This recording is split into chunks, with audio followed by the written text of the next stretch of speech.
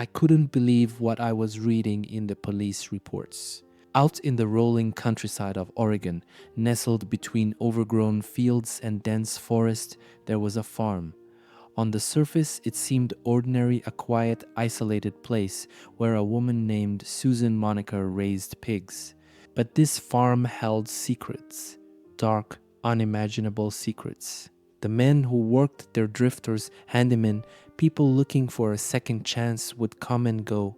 Some stayed for weeks, some for months, and some never left at all.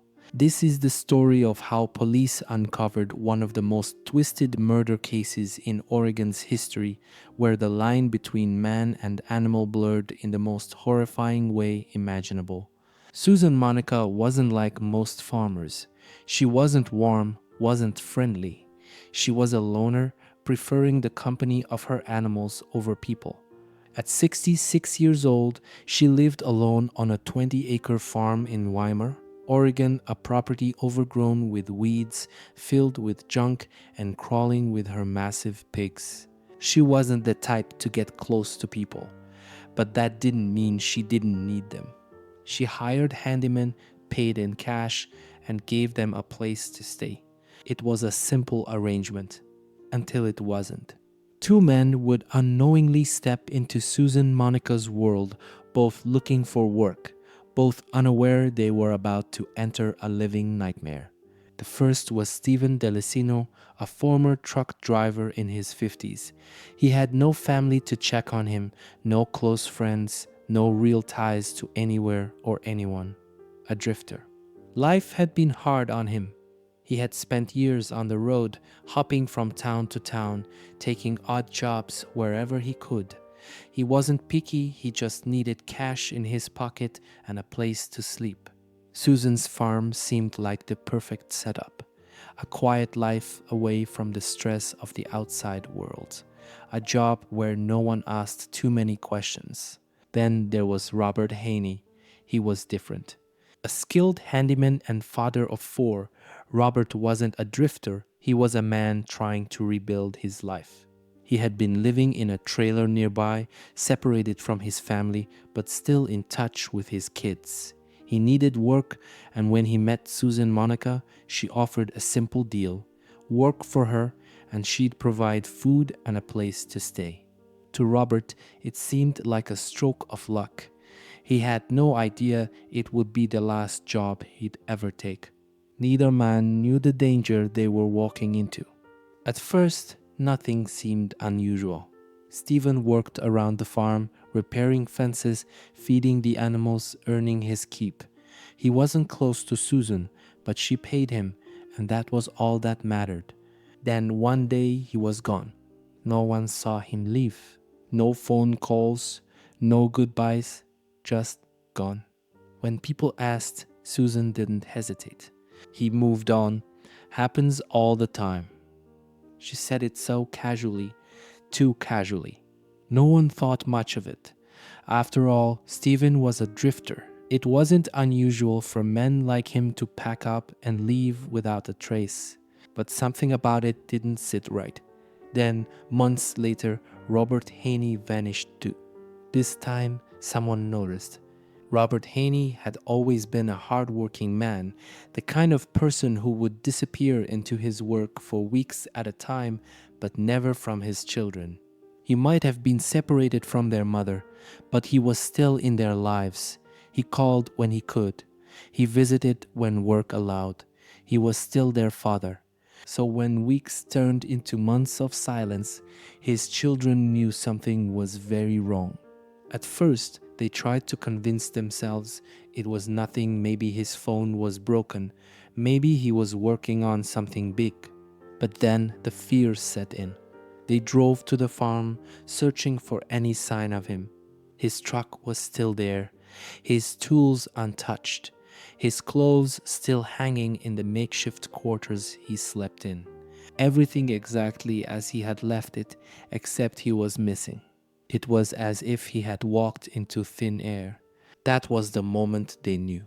Something had happened to their father, and it was time to call the police. When police arrived at Susan Monica's farm, They weren't expecting much.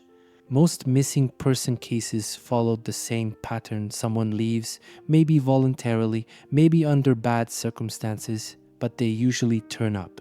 So when they knocked on Susan's door, they were expecting a conversation, not a mystery. She opened the door without hesitation, greeting them as if nothing was wrong.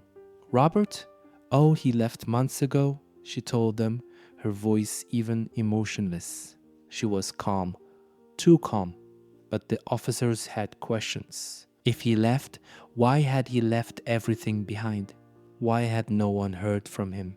And why was Susan acting like this wasn't strange at all? As they pressed for answers, she kept her story simple. He just left. I don't know where. But something about it didn't feel right. So they began searching the property. That's when the nightmare began. The search started like any other. Officers moved through the property, stepping over rusted tools, piles of junk, and the thick mud that covered everything. Susan's pigs wandered the land freely, massive creatures, their beady eyes watching as the officers looked around. Then, near the pig pen, an officer's boot hit something solid. He bent down, brushed the dirt away, and froze. A bone. At first, they thought maybe it was from a deer, a cow, some old animal remains discarded in the mud. But then another one, and another, and then something that made their blood run cold. A fragment of a human skull. More officers were called in. The digging continued. Buried beneath layers of filth, mixed in with pig slop and rotting waste, were human remains. This wasn't just a farm anymore. It was a graveyard. At first, Susan denied everything. Maybe animals dragged the bones onto her land. Maybe it was some kind of mistake. She stuck to her story, her expression unchanging, her voice flat. But the police weren't convinced. They kept digging. And what they found next changed everything. Scattered throughout the property, buried underneath trash, mixed in with the filth of the farm, were more remains, not just bones, but flesh. Buckets filled with decomposing tissue. A severed foot still inside a boot, half buried in the mud. And in the barn, something even worse, a rusted saw stained with blood. This wasn't an accident. This was something else entirely. At first, Susan denied everything. Maybe animals dragged the bones onto her land. Maybe it was some kind of mistake. She stuck to her story, her expression unchanging, her voice flat. But the police weren't convinced. They kept digging. And what they found next changed everything. Scattered throughout the property, buried underneath trash, mixed in with the filth of the farm, were more remains, not just bones, but flesh. Buckets filled with decomposing tissue. A severed foot still inside a boot, half buried in the mud. And in the barn, something even worse, a rusted saw stained with blood. This wasn't an accident. This was something else entirely. The old barn stood at the edge of the property, its wooden frame sagging, its doors barely holding together. The moment police stepped inside, the air turned thick, a foul mix of mildew, dirt, and something else, something rotting. Their flashlights cut through the dust, revealing the cluttered mess inside old tools, rusted farm equipment, piles of discarded junk. And then one officer's beam landed on something sitting on a workbench. A rusty handsaw. The blade was stained dark red, dried blood. But that wasn't the worst part. Nearby, stacked haphazardly against the wall, were buckets the kind you'd expect to see filled with feed or farm supplies. But inside these, rotting flesh, bone, discarded body parts. Police recoiled at the sight, covering their noses against the overwhelming stench of death. Then, out near the pig pen, something half buried in the mud caught an officer's eye. He bent down, pulled at the mud-caked object and his stomach turned. A human foot, still inside a boot. The pigs had eaten the rest. This wasn't just a crime scene. This was a nightmare. Faced with the overwhelming evidence, Susan Monica finally broke. But what she said made no sense. She wasn't panicked. She wasn't remorseful. She spoke as if this was nothing unusual. Her words were cold, calculated. First, she claimed that Stephen had shot himself. "I didn't kill him," she told officers. "He did that to himself. I just got rid of the body." And how did she dispose of it? She fed him to the pigs. Her tone was casual, like she was explaining how to take out the trash. Then, after a long silence, she admitted something else. Robert was dead too. "He got hurt," she said simply. "I had to put him out of his misery." Another pause. "So I fed him to the pigs too."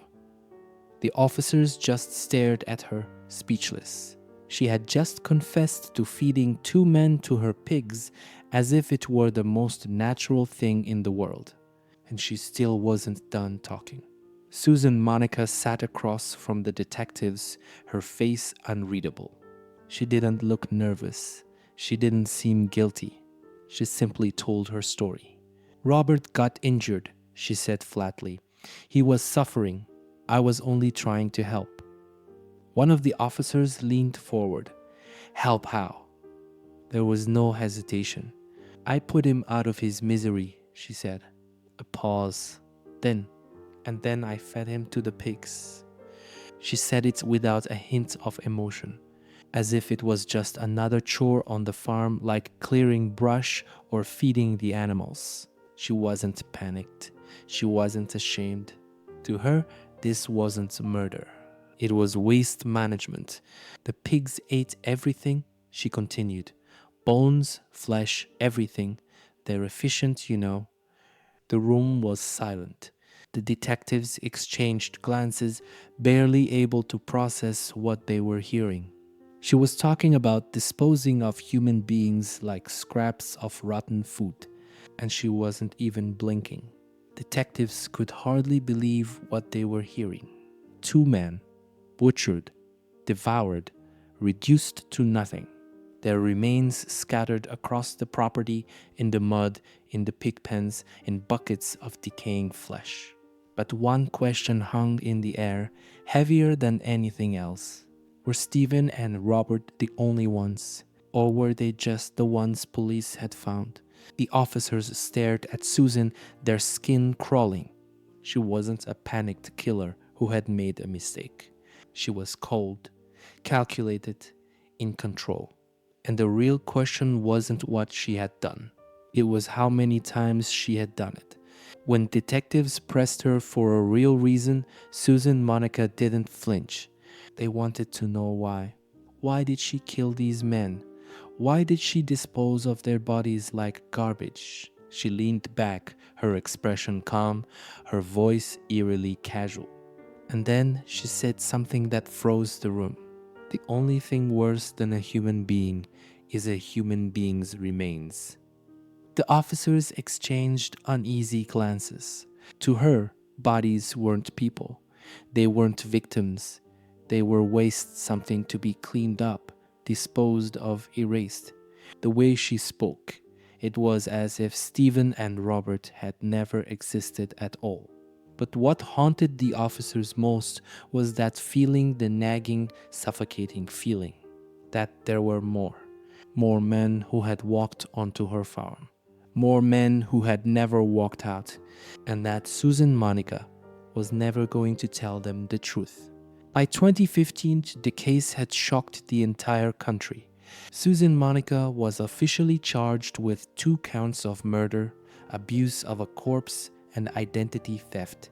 And in court, she showed no remorse, no emotion. She acted as if she was the real victim, as if she had been forced to do these things, as if she had simply done what needed to be done. She wasn't a murderer, she insisted. She had just helped 2 men when no one else would. She described herself as a problem solver, someone who had found a more efficient way to handle death. And when the prosecution laid out the horrific evidence, the bones, the blood, the confessions, she didn't even blink. The courtroom was silent except for the prosecutor's voice echoing off the walls. The evidence was overwhelming. Her own land held the remains. Her own words, confessions recorded by detectives described exactly what she had done. And then there were the journals. Handwritten pages filled with chilling details, not only about Stephen and Robert, but about death itself, as if she saw life and murder as routine, as meaningless as farm chores. But the most disturbing part, even with all of this laid bare, she never admitted to murder. "I didn't kill them," she said. "I just got rid of them." The jury members sat stiffly, their faces drained of color. They had seen murder trials before, but never one like this. The jury didn't take long to decide.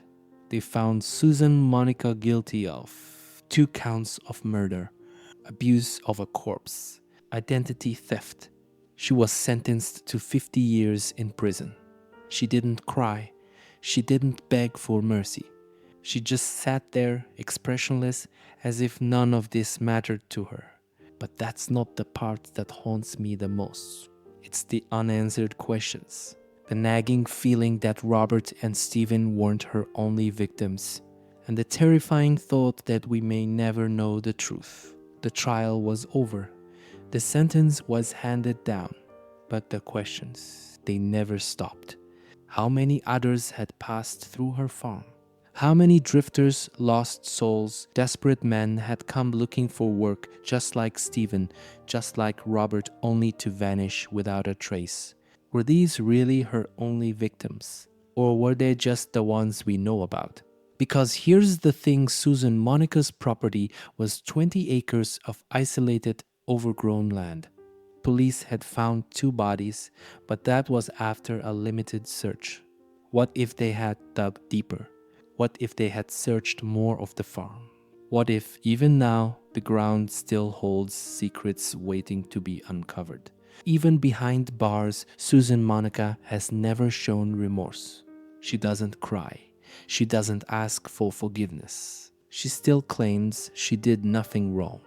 And worst of all, she still won't say if there were more victims. When reporters and investigators have asked her directly, she only smirks, as if she enjoys the uncertainty, as if she wants us to wonder. And that's what makes this case so terrifying. Because the truth, we may never know how many men walked onto that farm and never walked out. The farm still stands, though no one lives there anymore. Once it was Susan Monica's sanctuary, her isolated kingdom hidden away in the Oregon wilderness. Now it's nothing but decay. The land is overgrown. The buildings are falling apart. The pigpens sit empty, their former inhabitants long gone. But even as the farm rots away, one question remains. How many men walked onto this property and never walked out? How many stories ended here, their last moments lost to the silence of the trees and the gnashing of hungry jaws? Because the thing about Susan Monica's farm, we only know what was found. And that's the problem. What was never found. If Robert Haney's family hadn't gone looking for him, if police hadn't searched that farm, if the bones hadn't surfaced, would anyone ever have found out? For years, Susan Monica's method of disposal was so effective, so final, that it erased the very existence of her victims. The pigs ate everything flesh, bone, identity. No bodies, no crime. It was almost a perfect murder. And the thought is terrifying, because for every drifter, every lost soul who worked on that farm and never made it out, how many never even left a trace? How many people did she really kill? How many bodies did her pigs consume? And the worst thought of all, could it happen again?